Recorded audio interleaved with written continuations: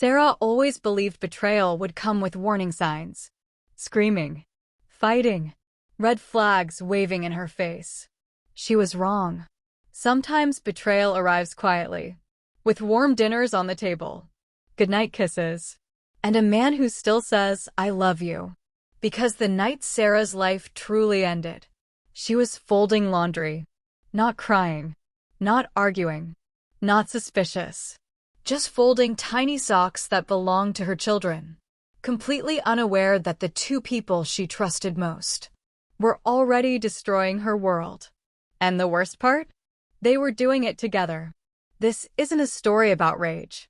This is a story about patience, about silence, about a woman who learned how to smile while planning her escape. And it all started with what looked like the perfect life. From the outside, Sarah and Mark were that couple. The kind people pointed at during family gatherings and whispered, "Goals. 8 years of marriage. 2 beautiful children, Emily, 6, and Noah, 4. A white 2-story house in a quiet suburb where neighbors waved every morning. A golden retriever named Cooper who barked at squirrels and slept at the foot of their bed. Their fridge was always full. Their holiday cards always smiling. Their social media posts always perfectly filtered happiness. Sarah worked from home running a small online business she built from scratch. Mark worked in corporate sales, good money, steady career, suits, and business lunches. They weren't rich, but they were comfortable. And comfort, Sarah thought, meant safety. Every morning followed the same rhythm. She packed lunches, braided Emily's hair, chased Noah around with socks in her hands. Mark would kiss her forehead before leaving. "Love you," he'd say. And she always replied, "Drive safe." It was automatic. Habitual. Trusted. That was the problem. And then there was Lisa. Sarah met Lisa during freshman year of college. They were assigned the same dorm room. 2 awkward girls with mismatched bed sheets and instant noodles, who stayed up until 3 a.m. talking about dreams, heartbreaks, and futures. Lisa became family. She was there when Sarah met Mark. She helped pick Sarah's wedding dress. She cried during the vows. She stood beside her as maid of honor, holding Sarah's shaking hands and whispering, "You're marrying the right man." After college, life separated many friendships, but not theirs. Lisa became Aunt Lisa to the kids. She spent holidays at their house, joined family vacations, borrowed clothes, slept on their couch during rough patches in her own marriage. When Sarah needed help with the kids, Lisa showed up. When Mark worked late, Lisa stayed for dinner. They trusted her. Why wouldn't they? She was practically blood. The first change was subtle. So small Sarah almost missed it. Mark started coming home later. At first it made sense. New clients. Quarterly deadlines. Pressure. "I'm slammed this month," he said casually one night, loosening his tie. She nodded. He was ambitious. That was one of the reasons she loved him. But then this month became every month. Dinners turned cold waiting on the stove. Kids fell asleep on the couch before he arrived. Weekend meetings replaced family breakfasts. And something else changed too. His phone. It used to sit openly on the counter. Now it stayed face down. Always. When messages came in, he'd tilt the screen away. When Sarah walked by, conversations ended suddenly. Once, while brushing his teeth, he carried his phone into the bathroom. That had never happened before. Sarah laughed it off at first. Everyone gets more private sometimes, she told herself. But her chest felt tight anyway. Then came the gym. "I joined a gym near work," Mark announced one evening. Sarah smiled. "That's great. You've been talking about getting healthier." He nodded. "Yeah, trying to get back in shape." Weeks passed. His body didn't change. His energy didn't improve. But the gym nights kept increasing. He'd leave early, come home late, showered immediately. One night, Sarah joked, "What kind of gym is this? You look the same." He forced a laugh. Results take time. But he wouldn't meet her eyes. Women talk about intuition like it's magic. It isn't. It's pattern recognition. It's noticing silence where noise used to be. Distance where closeness once lived. Sarah started waking up with heaviness in her chest. Mark still kissed her goodbye. Still said, "I love you." But it felt rehearsed. Empty. Like lines from a script. One night, while folding laundry, the same task she'd done 1,000 times, Sarah suddenly stopped. A thought hit her so hard it made her dizzy. What if he's lying to me? She shook her head immediately. No, she whispered to herself. Not Mark. Not the man who held her hand during childbirth. Not the man who cried when Noah was born. Not the man who promised forever. She folded the clothes and pushed the thought away. But it didn't stay buried. The real crack came 3 weeks later. Sarah and Lisa had planned a girls' weekend. Wine. Movies. No kids.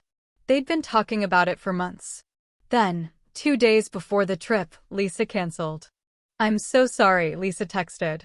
"Something came up with my husband. I can't go." Sarah felt disappointed but understanding. Life happens. That same night, Mark came home excited. "I have a business conference next weekend," he said. Sarah froze. "What weekend?" He told her the exact dates. The same dates as the canceled trip. Her heart skipped. Coincidence? It had to be. But the timing wrapped around her brain like a slow poison. No mention of family issues. No sadness. Just a selfie from earlier that day. Smiling. Too smiling. Sarah didn't confront anyone. Not Mark. Not Lisa. She started watching. Listening. Collecting tiny details.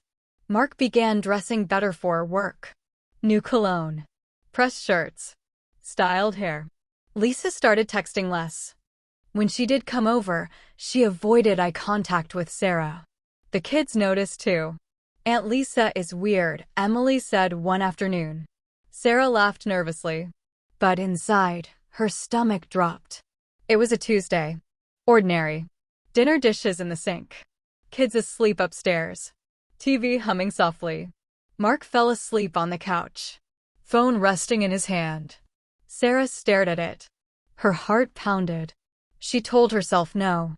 She told herself trust matters. She told herself she was being paranoid.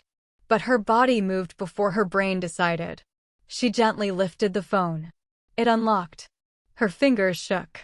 What she saw next was the beginning of the end. The screen lit up with messages. Names.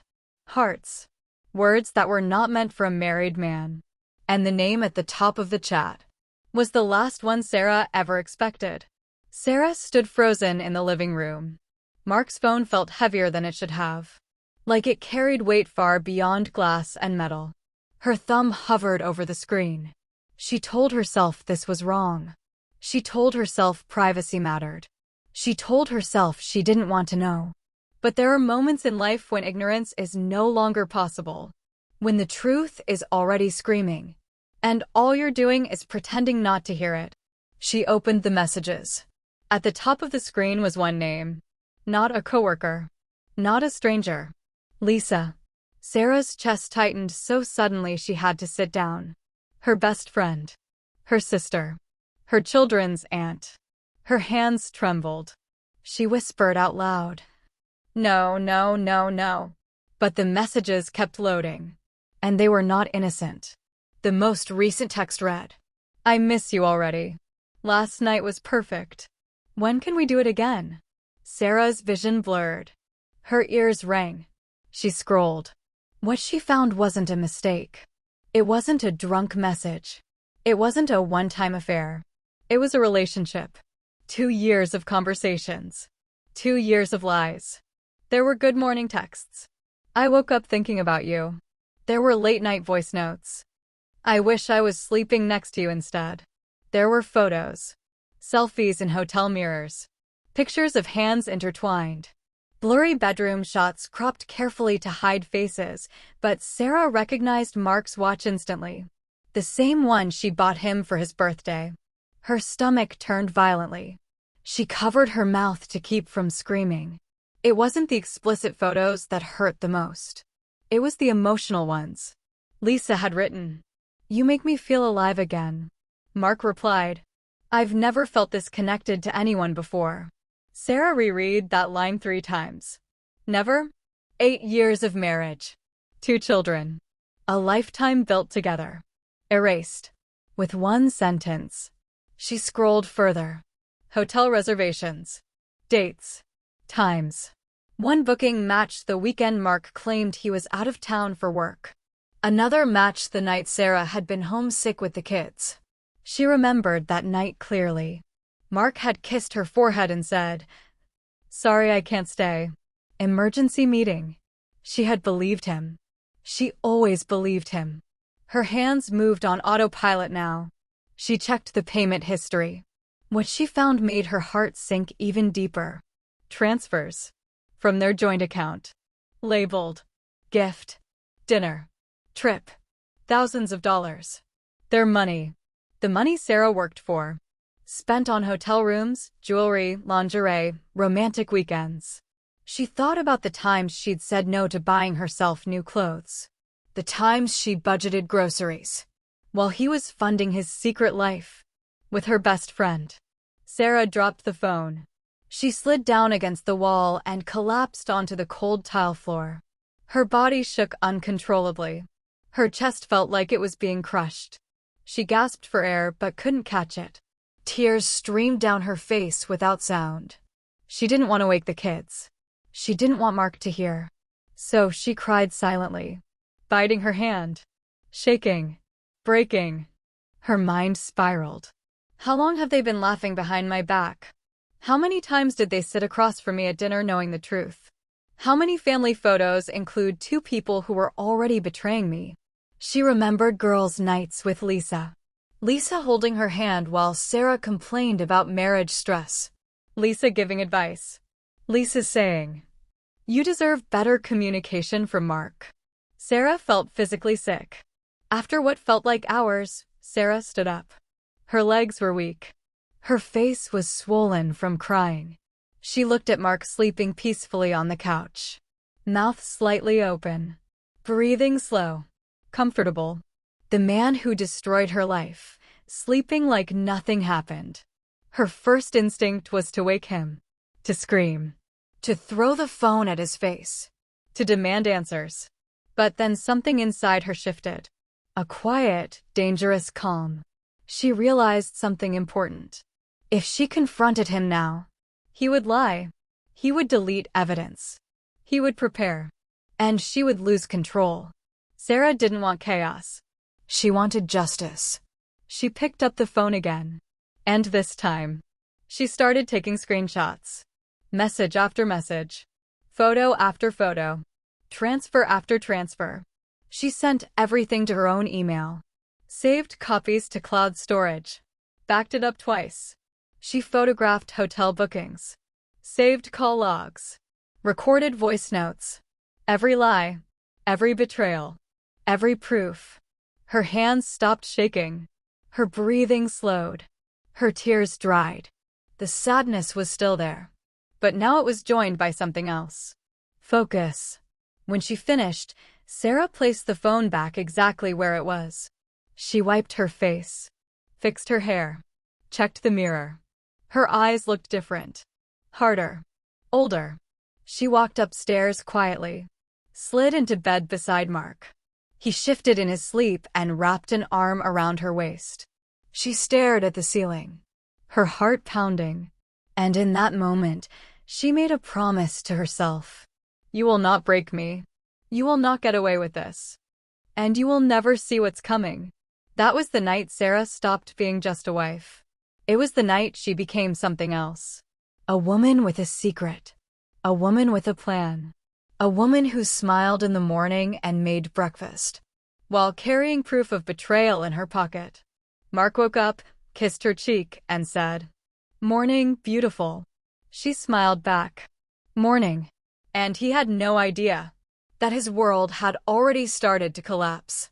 The morning after Sarah discovered the truth, she woke up before her alarm, before the sun, before Mark stirred beside her. Her body felt heavy. Her eyes burned. But her mind was clear. Pain had carved something sharp inside her. And that sharpness had a purpose. She walked downstairs quietly. Started the coffee machine. Cracked eggs into the pan. Butter sizzling. The smell of toast filled the kitchen. Everything looked normal. That was the most disturbing part. Her life hadn't changed on the outside. But inside, everything was different. When Mark came down, he smiled like always. "Morning, babe." He kissed her cheek. She didn't flinch. Didn't pull away. Didn't expose him. She handed him his coffee. "Busy day today?" she asked casually. "Yeah," he said. "Late meetings again." "Late meetings." She nodded. "Okay. Drive safe." The same words. But now they tasted bitter. From that day forward, Sarah lived two lives. One for the world. One for herself. In public, she was the same. Smiling mom. Supportive wife. Reliable friend. In private, she was building an exit. Quietly. Carefully. Strategically. Because Sarah understood something most people don't. Revenge isn't loud. It's patient. 3 days later, Sarah told Mark she had a dentist appointment. Instead, she walked into a small law office across town. Her hands shook as she opened the door. She had never done anything like this before. Never imagined needing to. The lawyer was a middle-aged woman with calm eyes. "What brings you here today?" she asked. Sarah swallowed. "My husband is having an affair," she said quietly. "With my best friend." The words felt unreal leaving her mouth. The lawyer nodded gently. "I'm sorry. Do you have proof?" Sarah pulled out her phone. Screenshots. Photos. Messages. The lawyer's expression changed. "This is solid," she said. Sarah felt the first flicker of control return. They discussed custody. Assets. The house. Joint accounts. The lawyer explained everything carefully. And then she said something that stayed with Sarah forever. "The person who prepares first usually wins." Sarah walked out of that office feeling different. Not healed. Not happy. But powerful. That night, Sarah logged into their shared banking account. She hadn't paid attention before. She trusted Mark. Now she studied every transaction. Every expense. Every pattern. And the truth was uglier than she expected. Mark wasn't just cheating emotionally. He was stealing. Using family money to fund hotel stays. Expensive dinners. Gifts for Lisa. Money meant for their children's future. Sarah opened a new bank account in her own name. One Mark didn't know about. She slowly began transferring her business income there. Small amounts. Nothing suspicious. Nothing sudden. Just enough to protect herself. Brick by brick. Proof was important.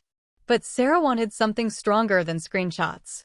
She wanted undeniable reality. She hired a private investigator. A quiet man who asked simple questions and promised discretion. "Do you want photos?" he asked. "Yes," Sarah said. "Video?" She hesitated. Then nodded. "Everything." It felt strange saying it out loud. Like ordering pain in advance. But she knew she would need it. Not just for court. For closure. Meanwhile, life went on. Mark still came home late. Still lied. Still texted Lisa from the bathroom. And Sarah still smiled. She made dinner. Helped the kids with homework. Asked Mark about work. She even laughed at his jokes. Not because she forgave him. But because she was watching. Studying his behavior. Noticing patterns. When he left. When he called. When he became distant. She started predicting his lies before he spoke them. And every time she was right. It hurt less. And hardened more. Sarah knew something else. When the truth comes out, people choose sides. So she started preparing the ground. Subtly. Carefully. She didn't accuse. She didn't reveal. She simply planted doubt. At family dinners. "Mark's been so busy lately. I barely see him." To her mother. "I feel like something's changed between us." To friends. I don't know, he's been distant. Not enough to cause drama. Just enough to make people pay attention. So when the bomb dropped, they wouldn't be shocked. They would be ready. 2 weeks later, Sarah received an email. Subject line, update. Her heart raced. She locked herself in the bathroom. Opened it. Photos loaded slowly. There was Mark, getting out of his car, walking into a motel. And then, Lisa, wearing sunglasses, looking around nervously, holding Mark's hand, kissing him. Sarah stared at the screen. Her hands didn't shake this time. Her eyes didn't fill with tears. She felt something colder, heavier, determined. She forwarded the files to her lawyer, saved backups, and whispered to herself, "Good." At night, Sarah watched her children sleep. Emily curled around her stuffed rabbit. Noah breathing softly with his mouth open. They had no idea. They still thought Mommy and Daddy were happy. Sarah touched their hair gently. "I promise," she whispered. "I will protect you." That promise became her anchor. This wasn't just about revenge. It was about building a better life. Without lies. Without betrayal. Without poison disguised as love. One evening, while Mark showered, his phone buzzed on the bed. Sarah didn't touch it. She didn't need to anymore. But she glanced at the screen. Lisa's name flashed, with a message preview. "I can't wait until she's out of the picture." Sarah stared at the words. Slowly. Carefully. And then she smiled. Because now she knew something important. They thought they were winning. They thought they were smart. They thought she was blind. And that meant they were walking directly into her trap. There comes a moment when planning turns into action. When patience becomes precision.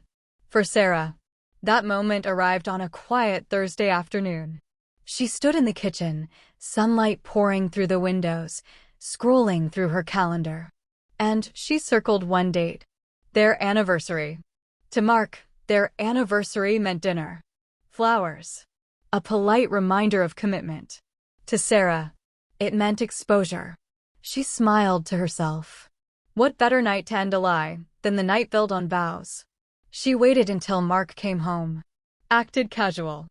"I was thinking," she said, pouring him a drink. "Our anniversary is coming up. We should do something special." Mark's face lit up instantly. Guilt mixed with relief. "That's a great idea," he said too quickly. "How about we invite family? Make it a celebration." His eyes widened slightly. "Family?" "Yeah," Sarah smiled. 8 years is a big milestone. Mark hesitated. But he couldn't say no. Not without suspicion. "Sure," he nodded. "That sounds nice." Sarah turned away to hide her smile. Phase 1 complete. Over the next 2 days, Sarah sent invitations. Her parents. Mark's siblings. Close friends. Cousins. And finally, Lisa. She typed carefully. "Surprise anniversary dinner at our place. Would love for you to come. It wouldn't feel right without you." Lisa replied within seconds. "Of course. Wouldn't miss it." Sarah stared at the screen. The audacity. The confidence. They really believed she was clueless. And that made everything easier. The same week, Sarah met with her lawyer again. They finalized divorce papers. Custody arrangements. Asset protection. The lawyer slid a folder across the desk. "All ready. We'll file the morning after the dinner." Sarah nodded. "Good." She also placed a hold on the joint account. Not frozen yet. Just ready. Waiting. There was one more detail Sarah hadn't shared with anyone. Mark's car. It wasn't fully paid off. The payments came from their joint account. Quietly, Sarah stopped authorizing future transfers. Not immediately noticeable, but enough to trigger consequences. Timing mattered. And she timed it perfectly. The night before the anniversary dinner, Sarah couldn't sleep. Mark lay beside her, breathing slow, peaceful. She stared at the ceiling. Her mind replayed everything. The messages, the photos, the lies. She wondered if she would cry tomorrow, if she would shake, if she would lose control. But deep down, she already knew. She wasn't the woman who cried on the bathroom floor anymore. She had outgrown that version of herself. Sarah woke early, cleaned the house, decorated the dining room. Candles, tablecloth, family photos on the wall. Everything looked perfect. Normal. Mark watched her work. "You really went all out," he said. She smiled sweetly. 8 years deserves effort. He kissed her cheek. "I'm lucky to have you."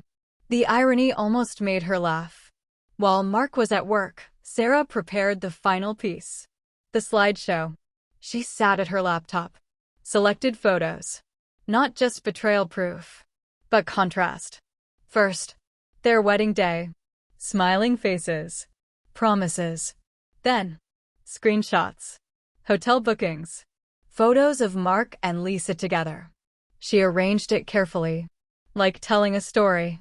From love to lies.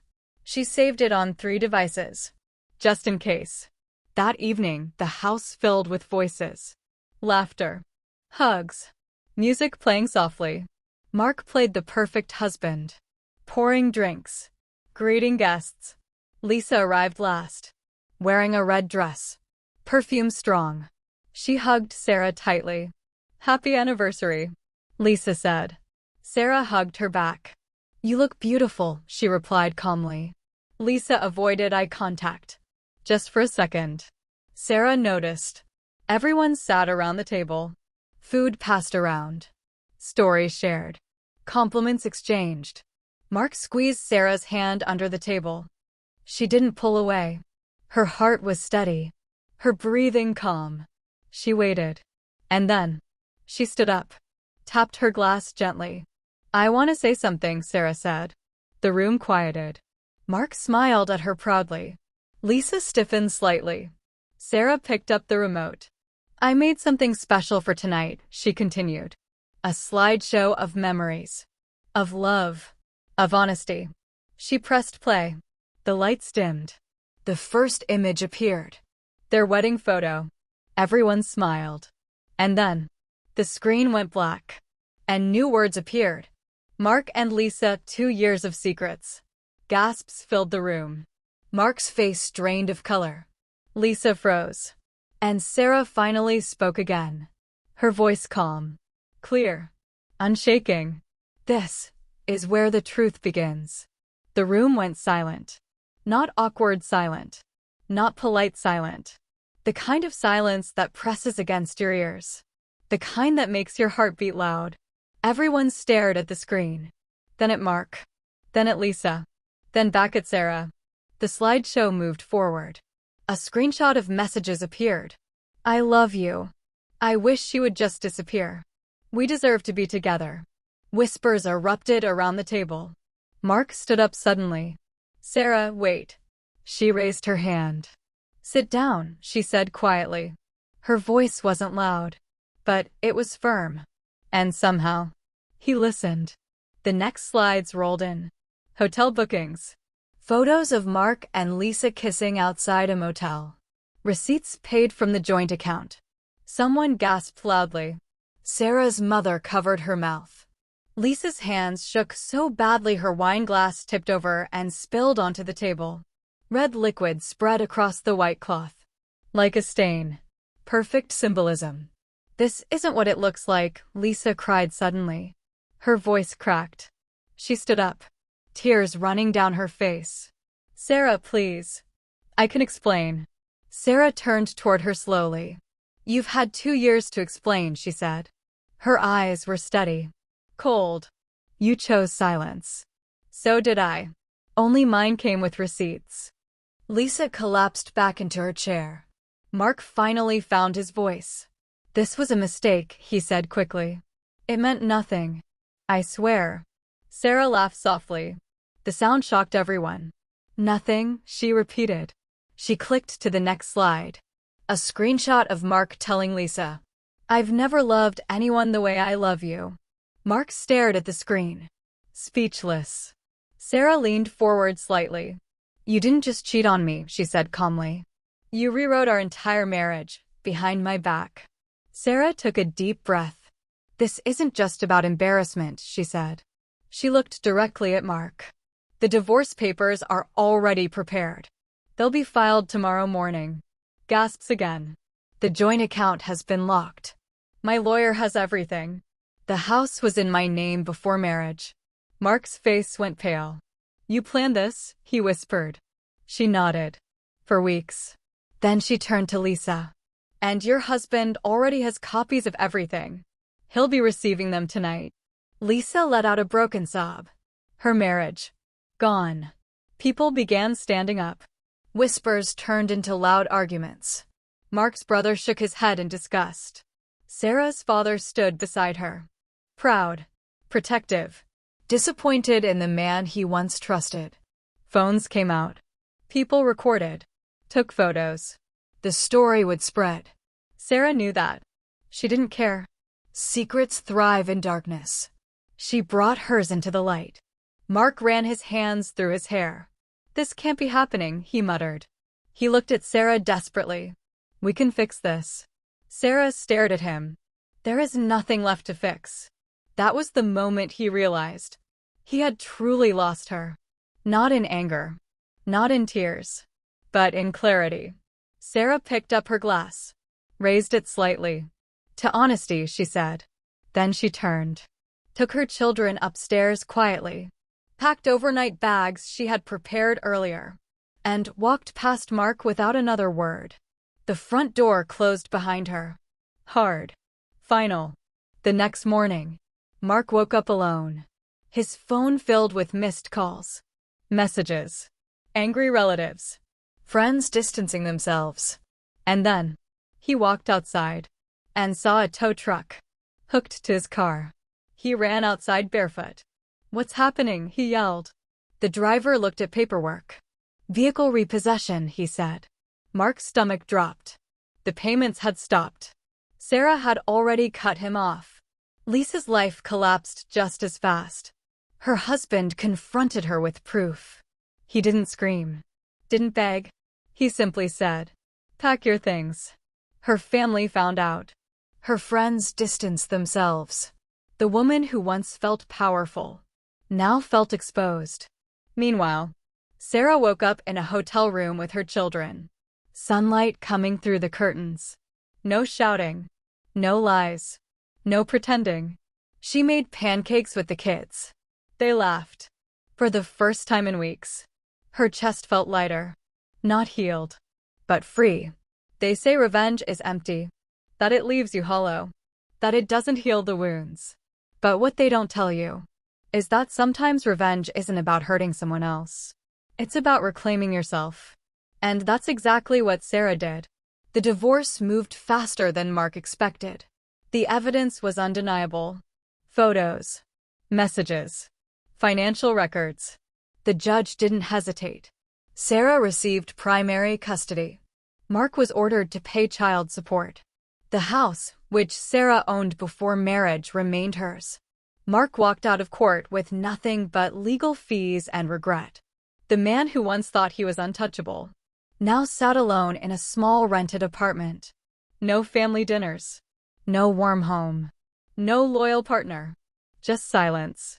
Word spread quietly through Mark's workplace. Not through gossip. Through pattern. Late arrivals. Missed deadlines. Emotional instability. He was no longer focused. No longer sharp. Within months, he was let go.